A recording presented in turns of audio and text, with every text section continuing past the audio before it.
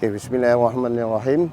Saya merasakan projek yang diadakan pada hari ini merupakan satu projek yang begitu baik, terutamanya pada generasi muda kita, kerana dia memberikan satu pengalaman kepada anak-anak untuk supaya apabila dia keluar daripada sekolah ataupun dia berada dalam kelompok masyarakat, jadi ia merupakan satu peluang dengan bengkel yang diadakan pada hari ini untuk memberi satu khidmat kepada masyarakat kita, terutama yang di luar nanti. Saya harap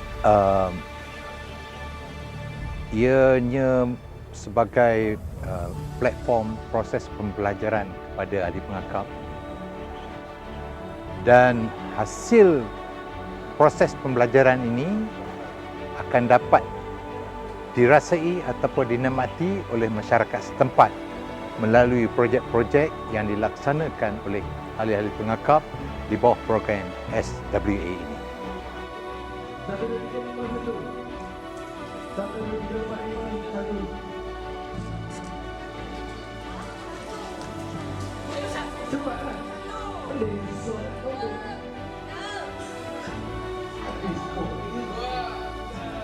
Saya amat menyokong kerana kumpulan pertama dari negeri Pahang ni telah berjaya dilahirkan untuk mendapat SWA ini, dan ini merupakan kelompok yang kedua diusahakan oleh Majlis Pengakap Kelana Negeri Pahang. Syabas kepada Majlis Pengakap Kelana Negeri Pahang.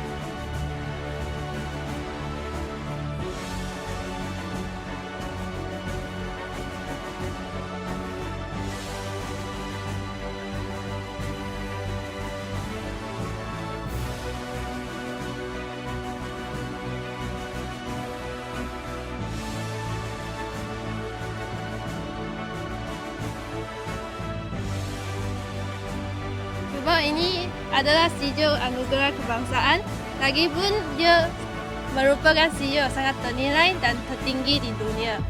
Lagipun dari kecil, since yang saya dapat pengagap dari tertinggi untuk sekolah rendah, sekolah menengah, dan untuk Kelana, khusus saya nak dapat tertinggi juga. Saya memilih SWA ni sebab pertamanya dia punya Skyward Award ni, anugerah dia bernilai. Dan nak dapatkan dia mencabar.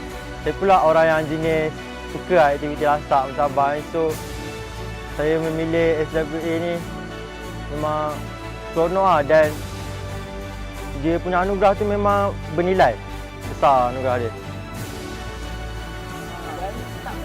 Dah. Berkhidmat untuk negara melalui kepengakapan. Berkhidmat untuk negara melalui kepengakapan. Ya. Berkhidmat untuk negara melalui kepengakapan.